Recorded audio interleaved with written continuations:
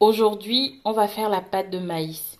On a besoin de farine de maïs. Là, c'est de la farine de maïs jaune, moulue artisanalement, 260 grammes. On a besoin d'1 litre d'eau. Ça, c'est pour 2 ou 3 personnes. On appelle ça au Togo akple en éve ou akoumé. Mais il existe d'autres pâtes à base d'autres céréales comme le mil, le riz. Et quand il s'agit du mil, on dit epokoumé. Quand il s'agit du riz, on dit molukoumé. Mais aujourd'hui, je vais faire la pâte de maïs. Je voulais faire cette recette, ou je veux faire cette recette parce que ce n'est pas qu'au Togo qu'on mange la pâte de maïs. On mange ça au Burkina, ça s'appelle to. En Côte d'Ivoire, je crois que c'est kabato. Au Gabon, on dit foufou maïs. Au Kenya, ça s'appelle ugali. Et au Zimbabwe, on appelle ça sadja. J'espère que je prononce bien. Au Kenya, certaines personnes rajoutent à la pâte du beurre ou du sel. J'ai trouvé ça génial que dans nos pays subsahariens, enfin d'Afrique subsaharienne, qu'on ait ce repas, ce plat en partage, même si les modes de cuisson sont différents, c'est toujours la même base, la farine de maïs et l'eau.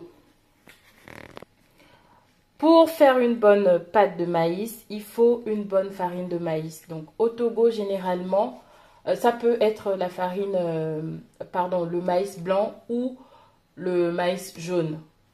Au Togo, généralement, quand on va faire moudre la farine, quand on craint que le maïs n'a pas assez d'amidon pour donner une farine assez élastique, entre guillemets, on ajoute au maïs galikou. Ce sont de gros grains de gari ou kokonté. Kokonté, ce sont des petits bâtons de manioc séchés. On ajoute ça au maïs pour l'écraser et obtenir une bonne farine avec une bonne élasticité. Comme ça, la pâte elle-même sera bien. Mais ce n'est pas obligatoire. Lorsque la farine obtenue du maïs écrasé est élastique, on n'a pas besoin de rajouter galikou ou kokonté.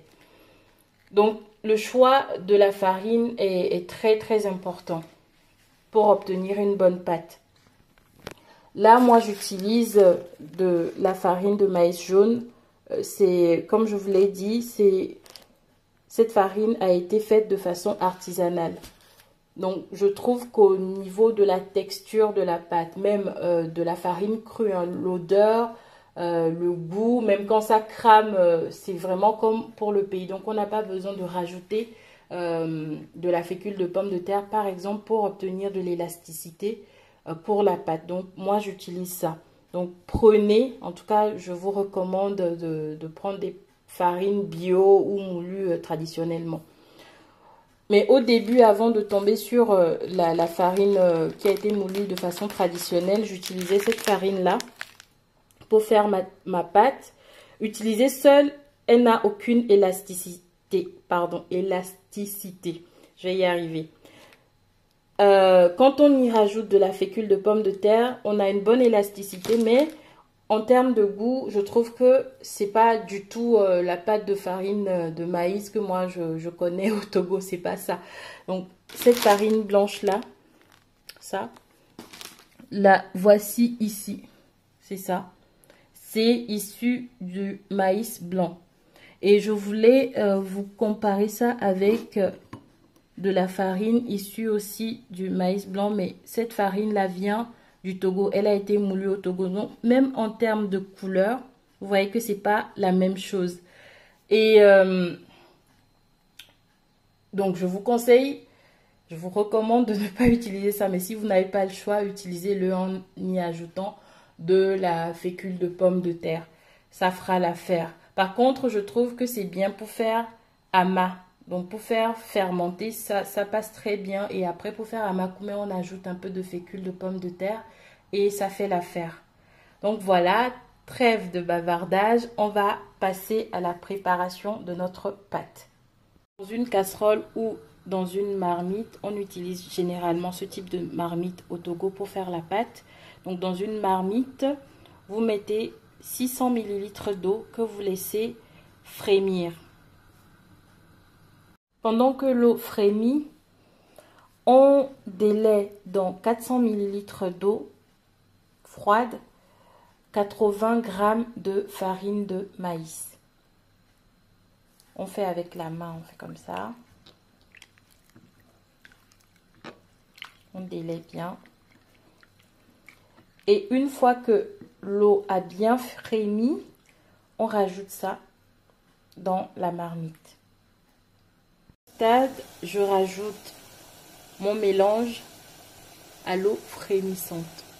Voilà ce que ça donne. Quand on rajoute le mélange, il faut bien tourner pour que les grumeaux ne se forment pas. Donc là, à ce stade, vous voyez la texture, c'est un peu comme une bouillie. C'est un peu lourd. On va laisser bouillir et après on poursuivra. À ce stade, je vais prendre 200 ml de la bouillie et réserver. Ensuite, je mettrai dans le reste de la bouillie le reste de la farine de maïs. Donc 180 g de farine de maïs et je vais tourner. Je vais vous montrer. Là, je vais rajouter ma farine de maïs comme je vous ai dit, comme ça. Et je vais tourner très rapidement pour que des grumeaux ne se forment pas. Voici ce qu'on obtient. Si vous aimez que votre pâte de maïs soit bien dure, je pense que vous pouvez vous arrêter là en fermant la casserole pendant 5 à 8 minutes et ce sera prêt. Mais moi, je trouve que cette texture est trop dure.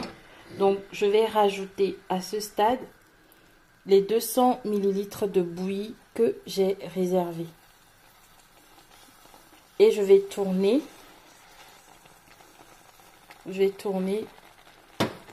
Ça va me donner une consistance beaucoup plus moelleuse que celle que nous venons de voir.